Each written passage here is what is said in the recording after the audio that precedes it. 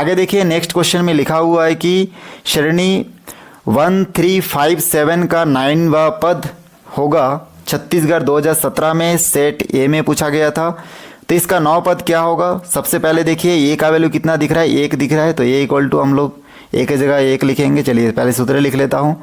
ए की जगह 1 का मान, मतलब ए का मान 1 होगा, फिर एन की जगह 9 होगा, फिर -1, डी के जगह यहाँ पे क्या लिख सकते हैं, 3 में 1 माइनस करना है तो 2 बचेगा, तो यहाँ पे 2 लिखूंगा। फिर 1 + 9 में 1 घटा 8 बचा, 8 दूनी 16, और इस प्रकार से देखिए यहाँ पे हो जाएगा 16 और 1 17। ऑप्शन नंबर बी जो है ये करेक्ट होगा। उसके बाद नेक्स्ट क्वेश्चन दिया है, समांतर श्रेणी 5, 10 और 17, 23 में सर्वांतर होगा। सर्वांतर क्या होगा? तो इसको हल करने के लिए छत्तीसगढ़ 2018 में सेट बी में पूछा गया था क्वेश्चन। इसको सॉल्व करने के लिए हम लोग क्या करेंगे, देखिए यहाँ पे फिर हम लोग जानते हैं कि सर्वांतर पूछा है तो सिंपल है, दूसरे पद के साथ डी का मान पता करने के लिए दूसरे पद के साथ पहला पद को माइनस कर देंगे, तो यहाँ पे बचेगा 6, जो कि ऑप्शन नंबर डी करेक्ट है। 2018 में बी सेट में आया था। उसके बाद नेक्स्ट क्वेश्चन पूछा है, ए और बी का समांतर माध्य होगा। ये बहुत सिंपल प्रश्न था। ए और बी का समांतर माध्य पूछा है तो ए और बी को आपस में जोड़ना है और 2 से भाग देना है। अब क्योंकि ये दोनों अलग अलग चीज़ है इसलिए आपस में जुड़ नहीं सकता, ऐसे ही रहेगा। ये हमारा आंसर हो जाएगा a + b/2, option number D correct है। उसके बाद लिखा है देखिए, 6 और 4 का समांतर माध्य क्या है? 6 और 4 को आपस में प्लस कर दीजिए और 2 से भाग दे दीजिए। इस प्रकार से 6 और 4 हो जाएगा 10/2, यहाँ से कैंसिल होकर बचेगा 5। तो इसका करेक्ट आंसर होगा ऑप्शन नंबर बी। इस प्रकार सॉल्व करते हुए आपको आंसर देना है, तुक्का आपको नहीं मारना है इसमें, ठीक ना। पूरा क्वेश्चन को सॉल्व करते हुए आगे बढ़ना है। चलिए नेक्स्ट क्वेश्चन लिखा हुआ है, 4 और -2 का समांतर माध्य होगा। तो 4 और -2 का समांतर माध्य पूछा, इसलिए 4 और -2 को आपस में प्लस कर दिए और 2 से भाग दे दिए। प्लस माइनस में माइनस होगा, 4 में -2 लिखेंगे, 2 हो जाएगा। फिर इस प्रकार से देखिए 2/2, इसका कैंसिल करेंगे, 1 बचेगा।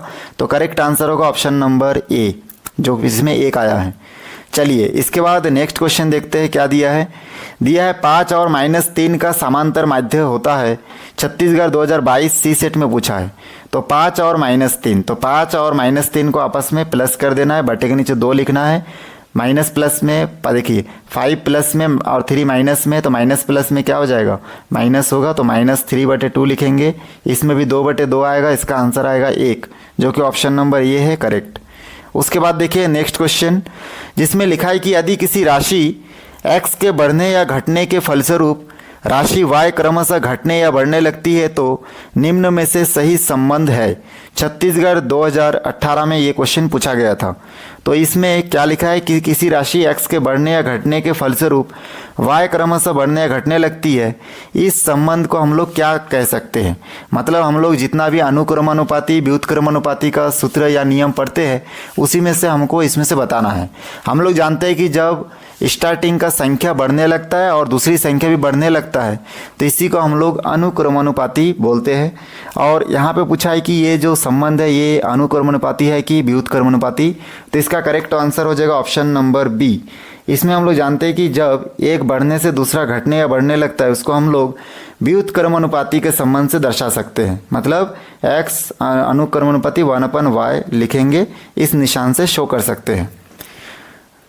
इसके बाद देखिए नेक्स्ट क्वेश्चन हो जाएगा, 2 तुल्य अनुपातों का संबंध क्या होगा। ये क्वेश्चन बहुत बार पूछा गया है, छत्तीसगढ़ 2018 में सेट ए में भी आ चुका है। 2 तुल्य अनुपातों का संबंध क्या होगा, समानुपात होगा।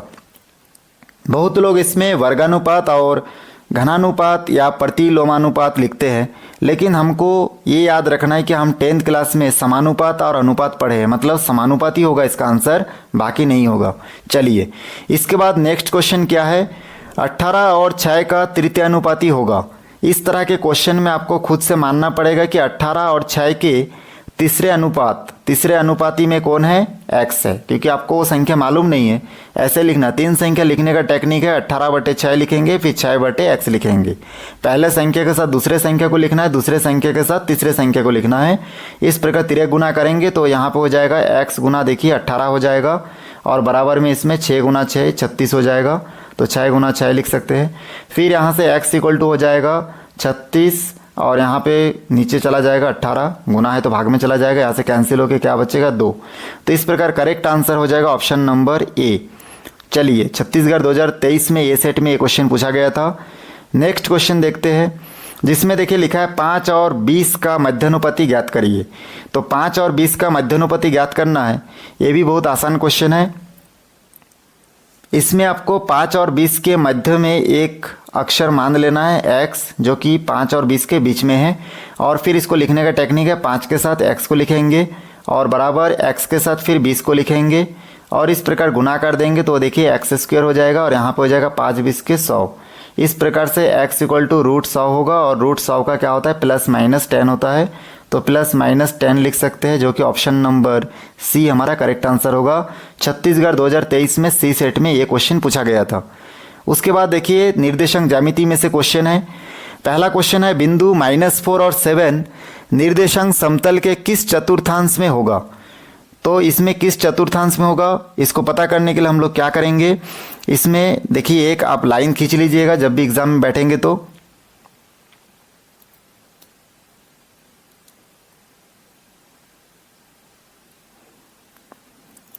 एक लाइन आप खींच लीजिएगा इस प्रकार से x अक्ष और y अक्ष का, और उसके बाद आप देखिए x लिख दीजिए, y और y लिख दीजिए। अब इस तरफ जाने से हम लोग जानते हैं कि प्लस होगा, इस तरफ जाने से माइनस होगा। ऊपर अगर जाएंगे तो पॉजिटिव है, नीचे जाएंगे तो नेगेटिव है, और इस प्रकार से आपको पता चल जाएगा कि x y यहाँ पे दोनों देखिए प्लस में है, यहाँ पे x माइनस में y प्लस में है। इसमें आप खड़े होकर देखेंगे दोनों माइनस में है, यहाँ पे देखेंगे x प्लस में और y माइनस में है। तो आपको पता चल गया कि इसमें देखिए माइनस प्लस कौन से अक्ष में है, कौन से चतुर्थांश में है, ये आपका द्वितीय चतुर्थांश में ऑप्शन नंबर बी करेक्ट होगा, क्योंकि यहाँ पे -4 और +7 दिया है, तो माइनस और प्लस के लिए आपको देखना है। दूसरा ऑप्शन में देखिए लिखा है -5 और -2 किस चतुर्थांश के निर्देशांक समतल के किस चतुर्थांश में होगा। छत्तीसगढ़ 2017 में ए सेट में और 23 में सी सेट में पूछा गया था। तो इसका करेक्ट आंसर होगा माइनस मतलब तृतीय चतुर्थांश। ये तीसरा चतुर्थांश है, ये पहला है, ये दूसरा है, ये तीसरा और ये चौथा चतुर्थांश। तो तृतीय चतुर्थांश में माइनस है, यहाँ पे हम लोग तृतीय चतुर्थांश ऑप्शन सी लिख सकते हैं। उसके बाद लिखा है 3 और 4 निर्देशांक समतल के किस चतुर्थांश में है। तो ये प्रथम में, क्योंकि दोनों प्लस में, आप देख पा रहे हैं पहला चतुर्थांश में दोनों क्या में है, प्लस में है। चलिए आगे बढ़ते हैं। उसके बाद देखिए नेक्स्ट क्वेश्चन लिखा है -3 और -5 निर्देशांक चतुर्थांश में होगा। कौन से चतुर्थांश में होगा, तो माइनस, ये दोनों माइनस में, जो कि यहाँ पर होगा, माइनस यहाँ पे है, मतलब तीसरा चतुर्थांश में होगा। तो यहाँ पे तृतीय चतुर्थांश करेक्ट आंसर होगा। छत्तीसगढ़ 2018 में सेट ए में पूछा गया था। नेक्स्ट क्वेश्चन दिया गया है बिंदु 2 और -4 निर्देशांक समतल के किस चतुर्थांश में है। तो इसका करेक्ट आंसर होगा, देखिए प्लस और माइनस में पूछा है, तो ये होगा चतुर्थ चतुर्थांश। 2018 में सेट सी में पूछा गया था। फिर पूछा गया है -3 और 5 किस चतुर्थांश में होता है या फिर होगा। छत्तीसगढ़ 2022 में सेट ए में पूछा गया था। तो इसका करेक्ट आंसर होगा, देखिए माइनस और प्लस है, तो हम लोग जानते हैं कि x का मान माइनस यहाँ पे और प्लस y का मान यहाँ पे है, मतलब द्वितीय चतुर्थांश आपका ऑप्शन बी करेक्ट होगा। उसके बाद लिखा है देखिए बिंदु 1 और -3 किस चतुर्थांश में होगा। ये छत्तीसगढ़ 2022 में बी सेट में आया था। तो इसमें भी हम लोग जानते हैं कि x का मान प्लस में यहाँ पे है, यहाँ पे भी प्लस है, और y का मान माइनस कहाँ पे है, देखिए यहाँ पर। तो इस कंडीशन में हम लोग बता सकते हैं कि ये चतुर्थ चतुर्थांश में होगा। उसके बाद लिखा है -2 और 4 किस चतुर्थांश में होगा। x का मान माइनस है और y का मान प्लस है, x का मान माइनस है, y का मान प्लस है, तो ये होगा द्वितीय चतुर्थांश में। ऑप्शन ये 2022 में भी सी सेट में पूछा गया था।